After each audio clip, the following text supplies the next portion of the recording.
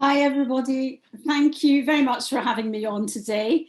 I've had a busy week because we've just finished the Davina documentary, went out last Monday. I've obviously been working on that for 4 months, so it's really nice just to chill and kind of look at what's happened. But I know it's raised so many questions for women. And so I'm going to share a little slideshow I've done before of the different things that have happened in the menopause movement in the last couple of years. So I've written a book called, and I'll share my screen now. Yes, there we are. Yep. Share, technically almost competent. That's it. So there we are. So I've written a book, Everything You Need to Know About the Menopause, but we're too afraid to ask. So, you know, there's been such a taboo about the menopause, and I knew nothing about it. I mean, literally, I thought, period, stop, full stop, never take HRT, I'll sail through it. Completely wrong.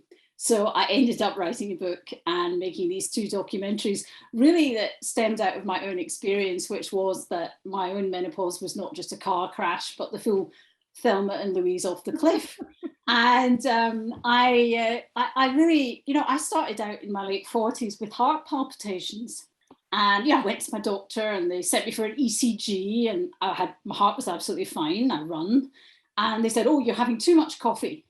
I was like, this is weird. I'm waking up at 4 in the morning going, "Ah," and having these heart palpitations. And it took a long, long while to find out that that was to do with menopause.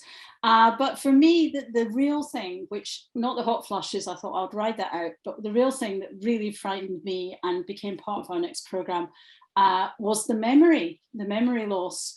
And I started forgetting words. And my mum, who lived in Glasgow, died of Alzheimer's. And I remembered her forgetting nouns. And I was writing a shopping list one day, and I was thinking, must shave my legs. And I wrote down the word shaver. And I thought, no, there's another word for that thing. I should be writing another word. And I couldn't remember it. And at that point, I thought something is really wrong with me. And my hair was falling out. And my doctor hadn't helped me. My local GPs, about 5, 6 years ago, had not helped me really, just wouldn't discuss menopause. It wasn't a thing. And they, you know, and so I went privately, and actually I got estrogen, testosterone, and progesterone, the 3 hormones that were missing, and my memory came back.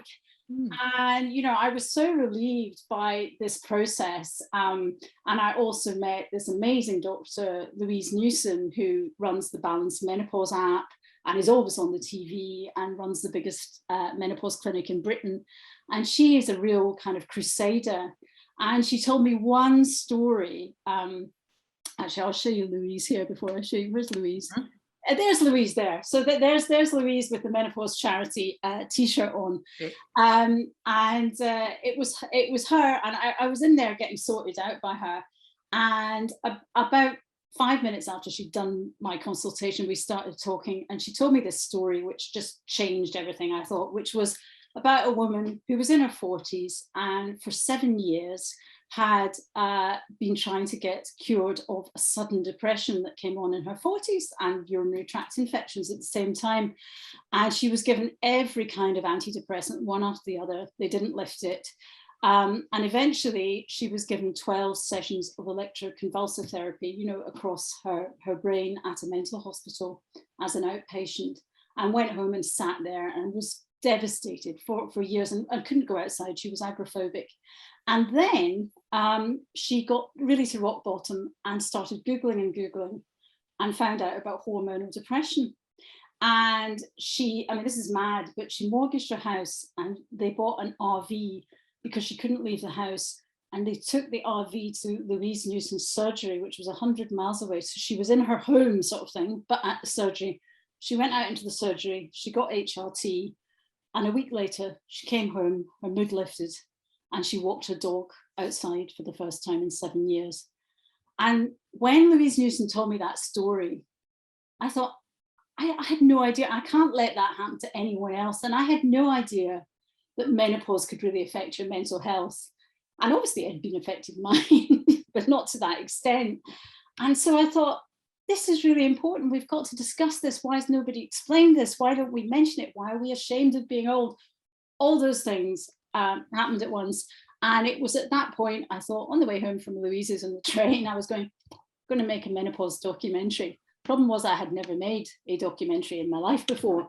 But, you know, I talked to lots of people, and we eventually got Davina on board, and we made the first documentary a year ago, and it lifted the lid on a kind of sleeping army of women who wanted to talk about this. Actually, it really, people were so relieved. And I remember Davina saying to me the day after, she said, I went for a dog walk and it took me 2 hours instead of half an hour, because everyone came up to me and said, my mum's menopausal, I'm menopausal, my wife's menopausal. And they suddenly would say, oh, I didn't know that that symptom was anything to do with the menopause, you know, sore joints or itchy legs or whatever it was. And so we realized that this, you know, this subject was really so uncovered, and, you know, a real chunk of medical sexism had been going on. And also women censoring themselves, women not wanting to talk about it because they were ashamed. So the combination of, you know, a very male medical establishment that had just thought women grow old and they should shut up and won't waste time on rescuing them. And then us saying, we don't want to talk about menopause, of course we're all fine. You know, and being staunch about it the way we are staunch about everything from kind of pregnancy to, you know, looking after our kids, you know, and looking after our, you know, aging mums or whatever. We you know, we all try to keep calm and carry on as women, and menopause was one of those keep calm and carry on things that were going on for years and years.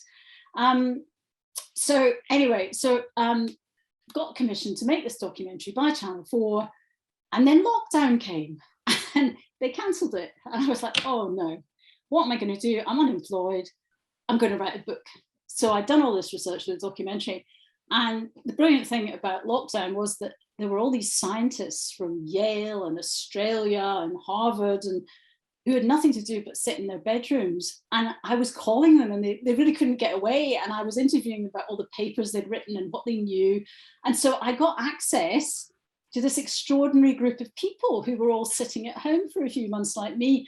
And so then I began researching, realizing that everything I'd been taught about the menopause or knew was wrong, and that I needed to research it really deeply and find out what was the best HRT, what were the effects of menopause, what did menopause do to your brain. And I really enjoyed, you know, diving in deep into that subject. So the book is filled with incredible detail, maybe too much detail. And, you know, it has all the papers at the end. It has lots of footnotes, as well as the kind of fun stuff in the conversation. But I just thought it's so important, you know, if a woman's had cancer and they're thinking, could I try that? They can go to the footnote and they can go and read that paper or that reference, because this is our health. It's not just a joke. And it's so important to get it accurate after all these years of people misinforming us. So there I am. So we get on. Davina is fantastic, and also Davina and I talk about our own menopause, the relationships we both sort of lost in perimenopause, how we were just nervous in our jobs at that time. So we really bonded over the mess we'd sort of made of our lives quietly without people noticing, but we really made a bit of a mess. And she was brilliant, and she just learned everything as she went along and really immersed herself in it. So, you know, it wasn't like a presenter just turned up and said the things you write for them. She really got into the subject and got more and more and more obsessed. And, you know, after the show, you know, she just had, you know, her Twitter and Instagram were just filled with people asking her questions. And she just became this sort of menopause warrior. So this is us filming a second film. This is not in the second film, this shot. I just took this on my camera. We were on a bridge over the Clyde in Glasgow, because we were up in Glasgow doing the fact that the prescriptions are not available in Scotland as they are in England, and the SHRT was not available in Scotland. And so we're doing this piece to camera on the bridge in Glasgow. But I just wanted to show you what it was like filming, and that actually, well, this is serious, we are having quite a lot of fun. So we made the film, and then that whole year became the year of the menopause movement.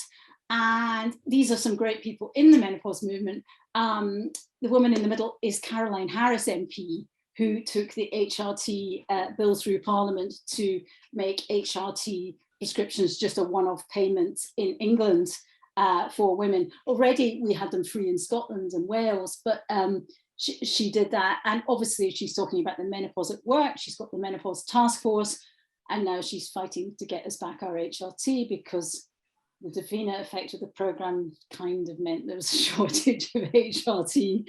So we only have ourselves to blame, and the brilliant doctors who, you know, are helping women. But, you know, the government should be getting our HRT supplies back in June, I hope. And here's another woman. The woman so wonderfully dressed is Karen Arthur, who runs an Instagram site and a podcast called Menopause Whilst Black. Because when she looked at her computer at 3 a.m, when you Google perimenopause and menopause, and you think, what's wrong with me?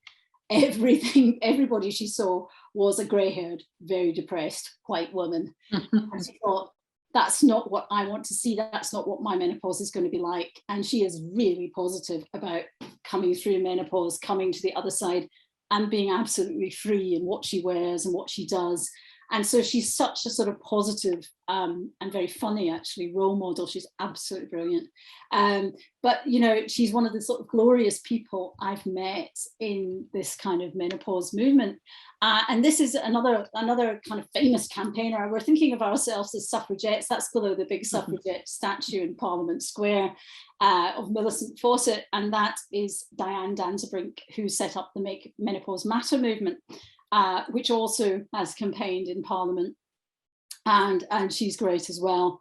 And she was the person who campaigned to get the menopause taught in schools, because it wasn't taught. Now it's taught in PHSE, I think, you know, social and personal education, whatever that is. It's not yet taught in biology. So at the moment in biology, you find out your periods start, but apparently they never stop. So, I mean, who's rushing out to get the granny Tampax? I don't know, but anyway. So yeah, and this is very important, this stuff here. You know, the old HRT, this is the new body identical HRT that you're seeing on your screen. So it's the Utrogestan, which is micronized progesterone, which you need, and I take it at night, 1 pill. The blue spray, or rather gel, is estrogel, which you just rub on your skin. And because it's transdermal, it's going through your skin. It's not going through your liver. It's not going through your stomach. It goes straight into your bloodstream. And so that means it's really, really safe. And also, there's also here in the pink tube is testosterone, our third hormone. Who knew? But it turns out that the hormone women make most of is testosterone. Nobody told us that in school either. I was just astonished by that. I didn't think I had any testosterone 3 years ago or 4 years ago. And you know, as it turns out, you know, it's really, really important. And we did this test on 3 women. If some of you have seen the documentary, we got 3 working women, one in the city, one was a counsellor, another's a business manager, really high pressure jobs, you know, who'd be in the middle of doing a PowerPoint or something, and then would go, oh, you know, and would find they'd have that brain fog. And anyway, we tested them with the testosterone. We're kind of hoping we're going to go, our libidos are fantastic. It's been amazing for the program. But of course, the thing they talked to us most about after 3 months was that they were feeling sharper and smarter and more energetic, and their memories were better. And we did some number tests on them as well, which we didn't show on the screen, but they were remembering numbers better. And so we realized that testosterone is basically, you know, the third hormone, but no one's done enough research on it. And you find with all these things, nobody has done enough research. And we are all guinea pigs out here seeing, you know, what's happening to us and almost testing it ourselves, which is really shocking. And given that this body identical HRT does not cause cancer in tests over 5 years, and it looks really good for longer than that. And on the whole, it seems to lower problems with blood clots, with cardiac problems, colon cancer, helps with dementia, helps with osteoporosis. You know, it's got all these positive long-term effects, yet, you know, it's not being really, really promoted by the NHS. And for so many women, and I know there are some women who've had cancer who can't take it, and there are other solutions, but for so many women, this is really protective.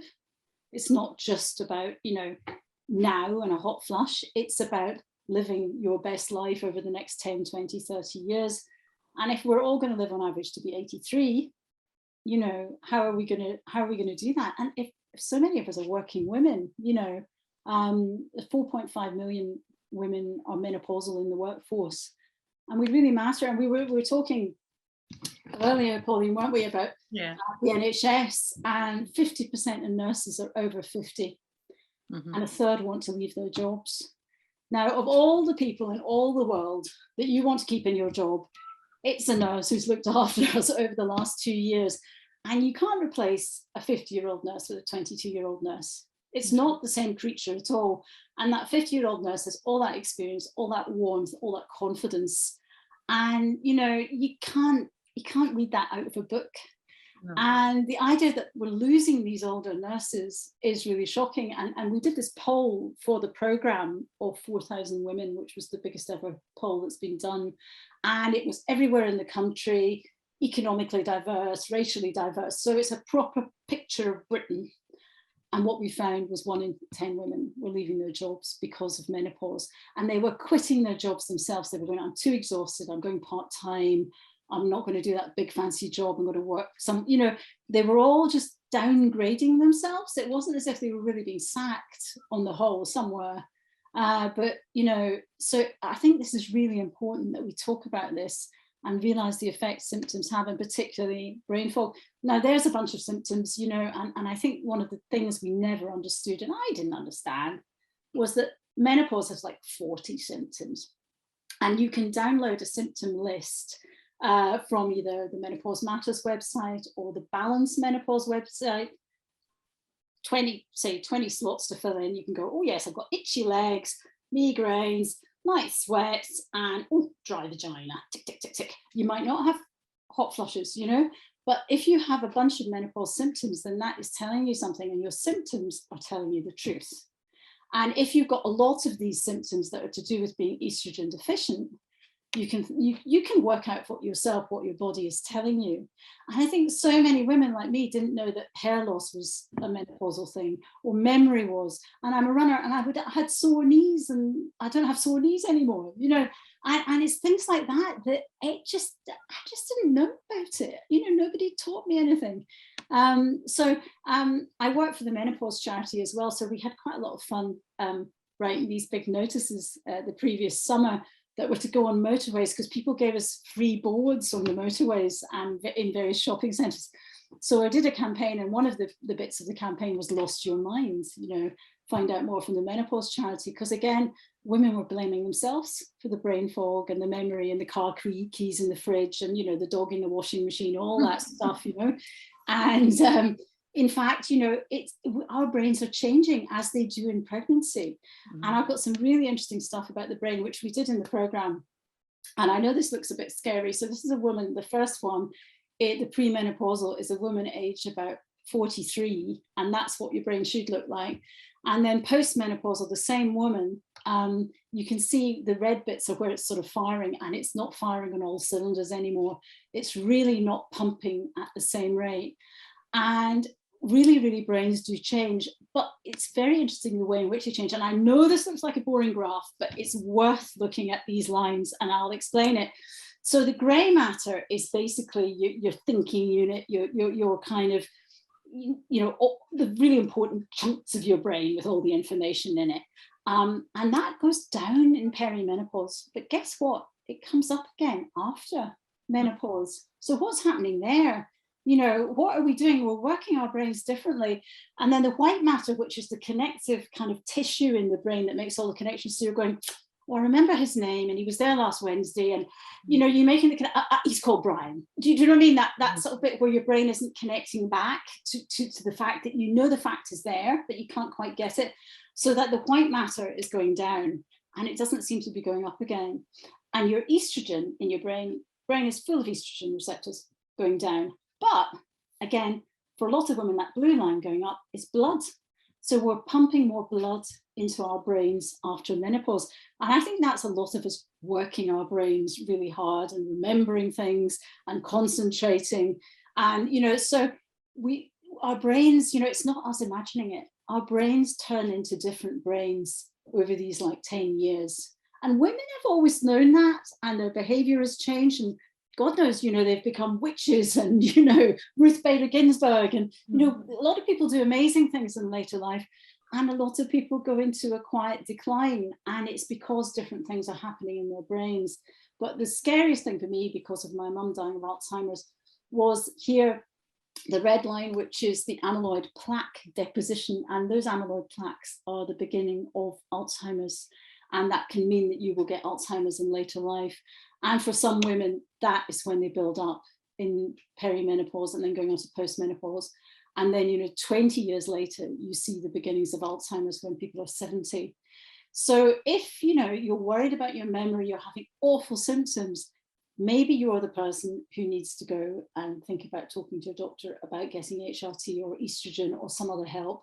And, you know, exercise also helps with this, and nutrition. It's not just estrogen, but looking after your brain and keeping it in good health really, really matters. And, you know, it's not something we're just saying, it's there on paper, it's true. So that was a big deal as well. Also, I've got to have this, haven't I? The great, I mean, the thing, this is, I love this one, because basically 80% of the women in the end get a dry vulva as they get older, because it's like your skin, you know, you're putting Chanel on your skin, and what are you doing for your vagina? Nothing, and it's drying up and it's getting wrinkly, and why not keep it in good plump condition? And, you know, we don't spend any money on our vaginas, and we've got to get the product over the counter, which is vaginal estrogen, which is fantastic. Cream or a little pessary you pop up every couple of days, and it brings back your vagina to normal health. So you'll be riding your bike and you'll get fewer urinary tract infections, and you'll probably want to have more sex. And a lot of women, you know, it's really easy. And even if you've had breast cancer and any of these other cancers, you can use vaginal estrogen safely. And that's really important. And I don't know why it's not over the counter here. There it is. It's over the counter in Finland, has been since 1992, which probably explains why they have lots of saunas and stuff in Finland. Anyway, again, lost your sex drive. A lot of women, again, need a bit of testosterone to keep them going. And oops, that's a clitoris necklace. Testosterone is not just for boys. And this is one of the campaigns we were running in the program, which was to say, if your libido is low, if your energy is low, go to your doctor, and you may have to be referred to a menopause clinic, but you could ask for a tiny bit of testosterone back. And of course, you're not making yourself hairy, because we all have testosterone. And so you're going back to the level of testosterone you probably had when you were 45. You know, my daughter's 22 and she's got twice the amount of testosterone I have, right? So it's not as if we're trying to turn ourselves into other people or men. We are just replacing a kind of regular female level of testosterone in the pre-50 kind of area after 50, because it really, really makes a difference. And I think basically we weren't meant to live this long. And so it is really worth it, and enjoyable, you know, it's worth asking for. And you can only ask for it at the moment for sexual function. But in fact, we know it's very important for a whole bunch of other things too, just as it is in men. So I think that's going to be a new part of the conversation around HRT. Very radical, but then on the other hand, brilliant, you know. And I wanted to talk about the wideness of the menopause movement as well. And this is my friend Nigat Arif. We were in Pizza Express after a menopause demo. She is a doctor who works with a big South Asian community in England. But the brilliant thing about her is she does her campaigning on TikTok, and she's also on Breakfast Telling, does stuff on Breakfast Television as well. But she will do, say, a talk in Urdu or Punjabi or whatever on vaginal estrogen, and she'll go, you can't understand a word she's saying, and then she suddenly go, vaginal estrogen, because of course there's not a word for that in the language. And that's so important, that we take this conversation out to communities, and that we have people within those communities as the kind of ambassador for the information. And we don't just turn up and say, this is what you should do, but that we come from within rather than from without. So she love her, she's brilliant, you should follow her. This is Dr. Louise Newson, who is just my hero and has the biggest menopause clinic in Great Britain. And she runs the Balance Menopause app, which is free, really worth downloading. Put all your symptoms in and you can have conversation. And the Balance Menopause website, the best and most informed website, both free, both not trying to sell you anything. And there's a whole lot of people in this menopause world trying to sell you rubbish and potions and all sorts of other things, you know, and frankly, you know, if you can get more estrogen back in your body, then that's the first thing you should do, you know. So she has been amazing about campaigning and really struggling to change the way the NHS is behaving from within. And so you don't see what she's doing, but she works really, really hard for nothing as well, you know. She's great. And this is another thing which we want to know more about, but yet again, you know, where is the research? None. And so Queer Menopause is great because it's a website you can go to, and the person who runs it, Tanya Glide, they are doing lots of research into this, and it's the kind of support group as well. So worth remembering if you want to find out more. That's a whole subject that needs someone to get in there and get researching on. Mm-hmm. And again, Karen Arthur, Menopause Whilst Black, brilliant. And that's the end, sort of really, the rise of menopause power. And this is my philosophy that, you know, the silence around menopause must become a cacophony and then one day a symphony when we all agree what we're doing. So that is really what we're talking about. Brilliant, brilliant. That's great. That's really, really interesting. Especially, I'm very interested by the queer menopause. So that's is that you mentioned you alluded to another film. So what's your next film about? What's the main focus of that? What the third film? Yeah. I don't quite know. I'm going to either try and make a film in America, yeah, or I'm going to do one on the pill. Actually, there's a lot said about the pill and what's in the pill. So I'm not sure. I mean, I'm talking to Channel 4 and things like that about next project, but I'm just chilling actually. Yeah. No, that's fine. You need and also, I'm interested in what's going to come in from people. Yes, yeah. I'm sure you'll get. You can make a whole film about queer menopause. That's a whole other film. But I think that should be made by someone within the community. I don't think that's my job. Yeah. Great. So what I'm going to do now is just give everyone a chance to just fill in a quick poll while you have got a glass of water. And it's a very short poll, 5 questions. So I'm just going to set that off now. And if you fill that in, and then anyone who wants to ask a question, if you just put your hand up using the reactions button, as we did earlier, that would be great. And then we can go straight into the quick Q&A once we've done the poll. Thank you.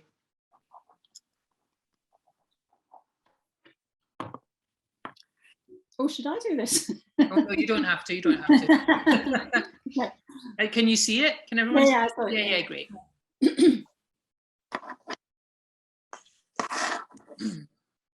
So that'll take a couple of seconds. So the other thing that I was going to ask people to do is, if you would like to ask a question but you don't want it to be filmed, we'll dedicate the last 10 minutes to people who don't want to be filmed, okay? So I've got a couple of questions in the chat already. So I might go to them as soon as we come out of the poll.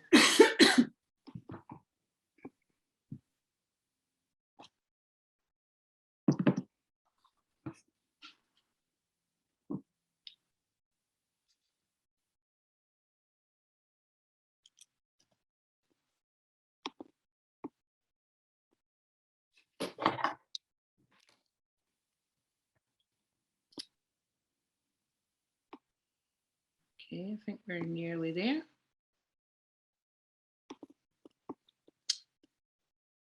Good news is that we're going to be got very good result on the would you recommend this talk to others, so that's very good. Almost 100%.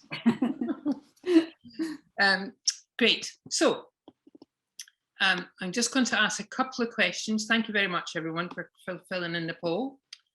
You can still fill it in if you're still doing that. That's fine. So I've got one question for you. It says my mum had ovarian cancer and her sister had breast cancer twice. We've been told it's not recommended to use HRT. What else can we use? I think you touched on that in your talk.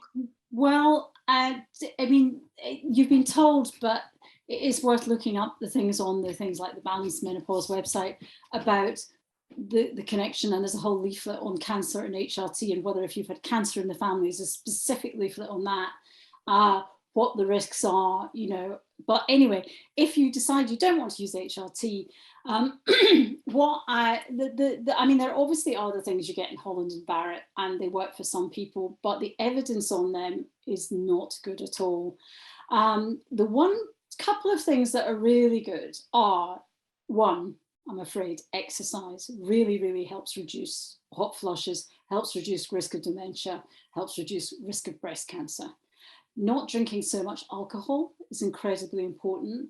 2 glasses of alcohol are miles and miles more a day, are miles and miles more dangerous than some HRT, which will do you good. The other thing I tested on friends for my book was CBD oil. And this was not the stuff you get in sort of a market in the street. This was high-grade CBD oil that I actually got sent by a very good manufacturer in Dublin. And they sent me some good capsules of it. And we tested it for a month on 2 friends of mine who've had breast cancer. And one slept through the night. She just started sleeping through the night again. It obviously seemed to cut her anxiety. And the other one, she didn't get hot flushes. And the other one who got hot flushes, her hot flushes really went down. So there's obviously something in that. And I think it has to be the good stuff. I think it was £140 a month, which is a lot of money. But then on the other hand, if you'd rather have, you know, a good night's sleep than a Starbucks, then maybe that's a decision you want to make. So that was amazing. In terms of the science, there is a study showing that people who have half a cup of edamame beans every day, because of the phytoestrogens in the sort of edamame soybeans, they lower their hot flushes quite a bit. So that's good. Meditation and cognitive behavioral therapy really, really helps. And, you know, when you feel it coming on, just to calm down, and you can sometimes sort of almost bypass your own hot flush if you're calmer. So there are these, you know, small solutions, and if you put them all together, you know, you can improve. But the other thing you can do is there are some antidepressants that you can take in very small doses, not a big change your mind kind of dose, that really bring down your hot flushes. And that is worth talking to your doctor about, because there are some other solutions that are not HRT based. And there's really good research going on into phytoserms and, you know, stuff that will not, you know, affect your breasts, but will give you estrogen for the rest of your body. And I think stuff coming out about that in 2023. Mm-hmm. So that will be really interesting when we can just supplement estrogen in certain parts of our body, in our brains, and you know, not in our breasts. Mm-hmm. So that's really good too. Yeah, great. I've got another message here. I'm not going to name who the messages are coming from, just in case they don't want it named. As a biology teacher, we do in fact teach about cyclical fertility, and although not in the curriculum, we discuss the endpoints of periods and female fertility. Unfortunately, we can't teach everything in 6 secondary school years. You guys fill the gap beautifully, though. Can you have your testosterone levels measured by a blood test? You can, but it doesn't always show up exactly what's happening with you. Quite often doctors who put women on testosterone do test to see if their testosterone levels are too high. But again, with all hormones, like when you're, like people say, oh, should I have a blood test in perimenopause? Hormones are like the weather, as we know, that one day you're sunny and the other day it's raining. And one day your hormones are up there in perimenopause and the other day they're way down there. I mean, literally they leap up and down in perimenopause. So, you know, going by blood tests, yes, maybe. But, you know, if the testosterone is working for you and you're not growing a moustache, and I've not grown a moustache in 5 years, then, you know, it's obviously doing you good. And often, you know, women should trust themselves and trust, is it making my symptoms better? You know, and you keep a diary or whatever, and you can work out, you know, I had 10 hot flushes the other day, or I couldn't remember the dog's name the other day, and now I can. Mm-hmm. And so it's really, really worth monitoring yourself and not just necessarily relying on blood tests, which can be very unreliable. Mm-hmm. Great. And can eutrogesterone be used vaginally, and will this reduce SE? I don't really know what SE is. What's SE? SE. SE. I don't know what SE Symptoms, is. maybe, I don't know.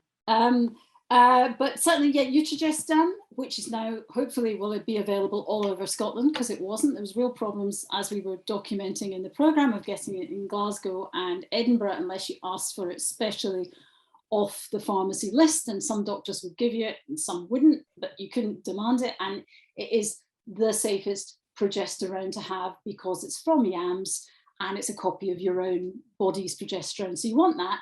Some women find they get a bit of irritable bowel syndrome and things like that with it, or bloating. And so you can then pop it up your vagina every day if you want to do that instead. And that works. Or you can have a Mirena coil and use it with a Mirena coil every second night or something, or just have the Mirena coil. I have to use both. I need a Mirena coil and I need Utrogestan because I need a lot of progesterone. So it's kind of finding your way through that and finding out what works best for you, and being brave enough to go back to your doctor and say, let me try it this way, let me try it that way, and experimenting. Because, you know, why would we think that one pill would be the same for all of us? Because all our hormones are so different, and all our PMTs are so different, and all our postnatal depression is so different. The idea that we're all got the same menopause is complete rubbish. We have the widest varieties of menopause possible. So the solution for you in terms of HRT might take a bit of tweaking, and you just need to have the confidence to keep going back and saying, let's try a bit more of this until you feel comfortable, and not put up with it, but you know, demand help. And more doctors know what they're doing. You know, they're really educating themselves. Yeah, great. Okay, I'm going to come to some questions from participants who have put their hand up. If you do want to ask a question, just please put your hand up. So I'm going to go to Patricia Robertson and ask you to unmute, Patricia. Thank you.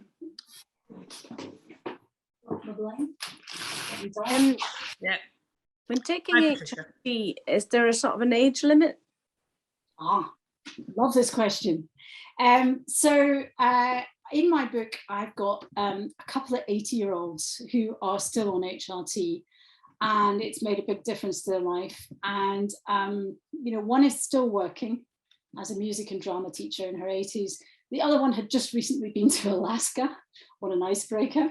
But one of the things that happened, and Dorothy Byrne, who commissioned the program for Channel 4, won't mind me talking about this because she's talked about it in public, is she was 69, and the first Davina program was the last program she commissioned for Channel 4. And she was like, I'm going to do this. They can't stop me.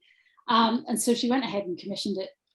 And after she'd seen the program, she came up to me and she said, can you tell me where to go to get some of that stuff? I was like, yeah. And so she at 69 went on a very small amount of estrogen and the Utrogestan, and started slowly. So you have like maybe 2 pumps a day if you're me, and she started with just half a pump to 1 pump a day, and that opens up your estrogen receptors are going like that. And then, you know, they slowly open up, but you don't want to put a ton load on top because that makes you feel terrible. But the slow start is really good. And one of the doctors I was talking to said, think about, you know, really, really parched earth, it's all cracked. You pour a ton of water on it, it just rushes off the hard surface. If you drip gently for a while, it soaks in, and then, you know, the plants begin to sprout again. So the philosophy on this in the sort of the sort of quite radical end of the medical establishment, because, you know, it's not been taught yet, but the really smart menopause experts are saying start slowly. If you've still got symptoms in your 60s, then you need hormones and you're not, and your body's not happy, then start slowly, but particularly with this transdermal gel, which is not going to give you a shock, and the Utrogestan. And, you know, yes, it might be difficult for a month or so, but, you know, if it works for you, you know pretty quickly. So it's worth asking. I mean, there are a lot of doctors who won't prescribe it, but they will privately. And it's wrong to say that, but sometimes if you go and start privately, and then you can get it from your NHS GP. And is there an age limit of how long you should stay on it for? Well, I should be staying on it forever. But, okay. Because, you know, I don't want to go back to having memory loss, and I don't want to go back to having sore joints. And the particular kind of HRT I'm on, which is the body identical one, which they're now prescribing more and more on the NHS, and women must ask for, doesn't have the risks that the old HRT did. So we're really the first generation of women who have got the opportunity to have a safe HRT that we feel confident about. And the previous generation, my mum's generation, didn't have that. You know, they didn't know what this stuff was they were sticking in their bodies, and it was made from synthetic progestins and horse urine. I mean, it was made from mad stuff. And we're still using those old-fashioned studies to dictate our behavior now. And actually, the stuff I was showing you on screen earlier, you know, has really been tested in France, and who else? French women are using it. And it's had really, really good safety studies in France. Nobody's bothered to do a safety study in Britain. So, you know, I tried it about 20 years ago. I had to get it from my doctor, obviously. And about 18 months later, I developed breast lumps. My mother had had cancer in both breasts, and two of my sisters have now had cancer, breast cancer. So you're saying it's okay with cancer? Well, were they benign? Sorry? Were the breast lumps benign? No, they had breast cancer. Oh, right. No. I'm not a doctor. You mean me? Yeah, I mean you. Yes. But that was 20 years ago. I mean, one of the things that estrogen does, it makes everything you grow in your body. And so your hair is growing, your brain is in, you know, it keeps everything going. And so if you are prone to breast cancer and that cancer is there, it will certainly probably make it grow. So there is that question, you know, if it's lying there dormant, will it lift it off and get it going? But that's not to say that you wouldn't have it anyway. It's not that estrogen is not giving you breast cancer, but it helps your body to stay in a nice ripe condition where these things can grow. And indeed, women who took estrogen only breast cancer, estrogen only HRT, have a 20% less risk of breast cancer. So it's really interesting that. But yes, it's a difficult question that you have to consult with someone on. It's not one I, as a person who's just been a researcher, can tell you. Right. Okay, thank you. Thank you very much, Patricia. That's lovely. Thank you very much. I'm going to go back to the chat questions now. If a 42-year-old had menopausal symptoms, normal blood clots times 2 lots, would you start HRT? It's a 42-year-old with blood clots. Had menopausal symptoms, normal bloods times 2 lots, not clots, times 2 lots. Would you start HRT? I think you can go to your doctor or menopause clinic and, you know, got to ask them. But if you've got symptoms, a series of clearly menopausal symptoms, then you are lacking in hormones, and maybe you need a small supplementation starting at that. And, you know, so many women under 40 get menopause. You know, we had a 14-year-old in the previous film who was menopausal. So, you know, the idea that everybody has it at 51, lots of people have it in their 40s, mid 40s, late 40s. So you should be tracking your symptoms and keeping a list. And, you know, if your symptoms are genuinely giving you problems in your 40s, then you should go in and find out about what solutions there are with HRT. I definitely think so. And obviously you've had 2 tests saying that. And once you're 45, they don't give you blood tests on the NHS. No. They just go, have you got the symptoms? And you go, yeah. And they go, here's the HRT. So it's just under 45 that it's a bit of a struggle. Yes, okay. And a couple of questions on the same topic. Would you still advise taking HRT if your symptoms are very mild, just for the protective factors alone? I certainly would. Yeah. I just having seen what happened. I mean, that brain research is really, really new. Yeah. It only existed in 2021. And, you know, when you look at what happens in your brain, and nobody's really looked at what a protected brain looks like in later life, but, you know, it is really exciting to think that you're going to be firing on more cylinders than you thought you would in your 70s, you know, and that you will be a useful citizen. And also, if we're all working to 67, when that's our retirement, you know, don't you really want to be in the best condition you can be? So, I mean, I think one of the huge points here is osteoporosis. And 1 in 2 women get osteoporosis. We're all on Zimmer frames by the time we're, you know, 90. And HRT, in the studies I looked at, can make your bones grow up to 3% a year. The bone density comes back. So if you've got really bad bone density and you start taking HRT, it can bring it back up. So all those people who just trip over their own doorstep and break their hip, you know, hopefully that will happen to fewer and fewer people. Yeah. So the osteoporosis for me and the dementia, they are really, really important things, and we need more research, and we need to be looking at people's long-term health. And certainly for all of us who've looked after an older person with a broken hip or Alzheimer's, you know, and I've done both those things, I don't really want to be that burden to someone else. No. You know, any earlier than I need to be. So I think it's incredibly important we look at the big picture. Yeah. Someone's asked, are there any side effects from taking the medicines orally? There must be some. No, I mean, it depends. Some people, you know, find they get slightly bigger breasts, or it's a bit like the pill. It takes a little while for it to settle down. But no, I don't think there are any particular, you know, there's side effects from everything, and somebody, you know, but there's not a big body of literature on that, no. Yeah, yeah. A nurse practitioner an advanced nurse practitioner has asked, she said, I'm postmenopausal, and she's working as a practitioner and she's postmenopausal. She'd like to train as a menopausal specialist. Mm-hmm. Can you recommend the best training available? Well, there is a nurse, is she a nurse prescriber? Advanced nurse practitioner. Okay, well, there's a really brilliant free course that the Menopause charity does, which is called Confidence in the Menopause, and it's a video course of about 6 to 8 hours with questions, and also people playing the patients in videos, so you can go through different scenarios. And that is written by Dr. Louise Newson and her team, and is one of the best courses. Again, you can go to the British Menopause Society, but that's quite expensive. They've got some online courses now which are better, but you have to wait a while to get a training place with a menopause specialist. And so that's a lot of hassle. So yeah, the Confidence in the Menopause course is very, very good. And I've done some of it myself, actually. It's great. Great, good. Now, we've got 13 questions in chat. So I think what I'm going to do, guys, is I'm going to just go through as many as we can. Okay. Are you able to answer as many as we can? Yeah, we'll go as quick as we can. How are you doing for time? I don't want to.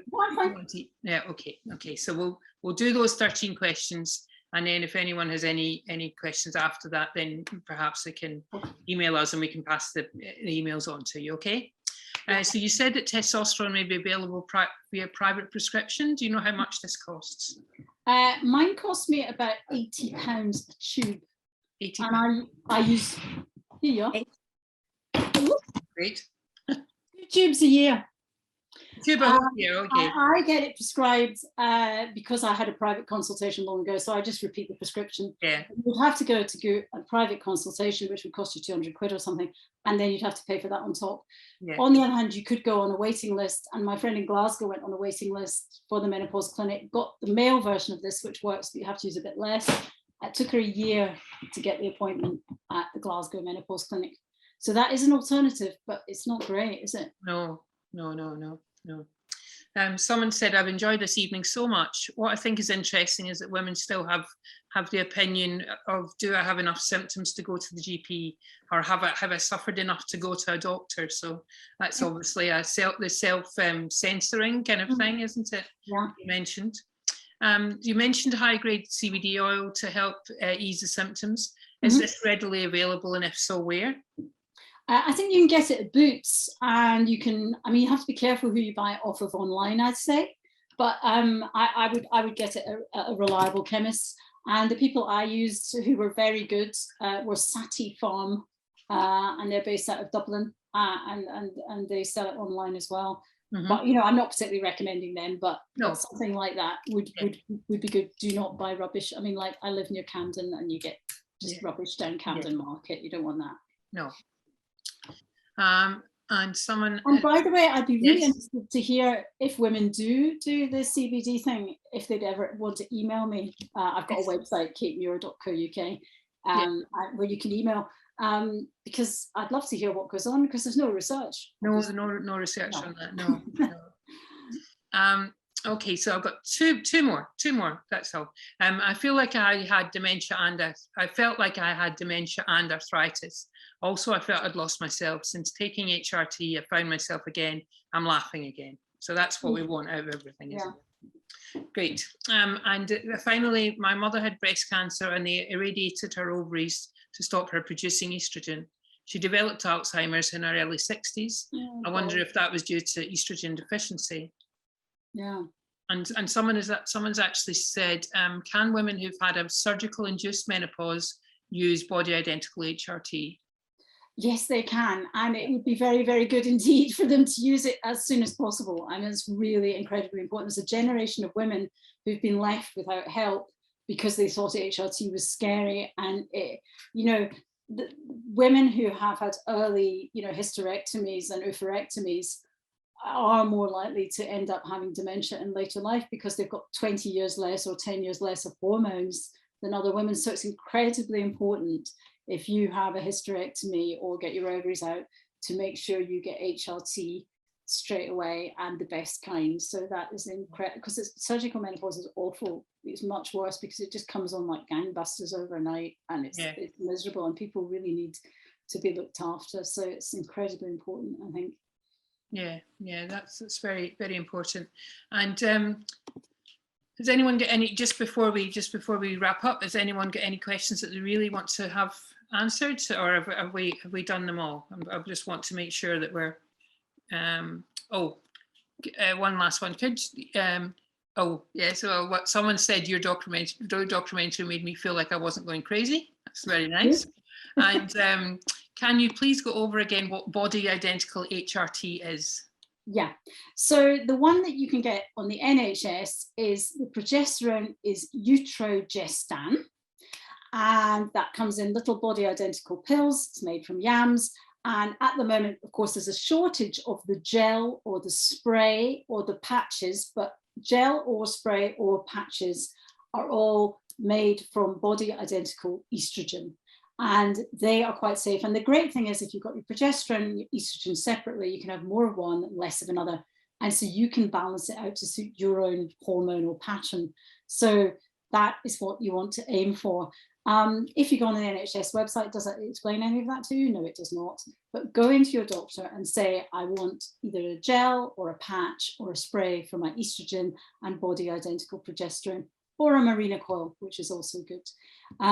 So that's what you need to ask for. But I just want to say, everybody, the best place to go for information, which is absolutely medically accurate, is the Balance-Menopause website. And they have a library in there. And you can put in whatever it is into the sort of search. And there's often a paper or a whole pamphlet that will come up on your computer.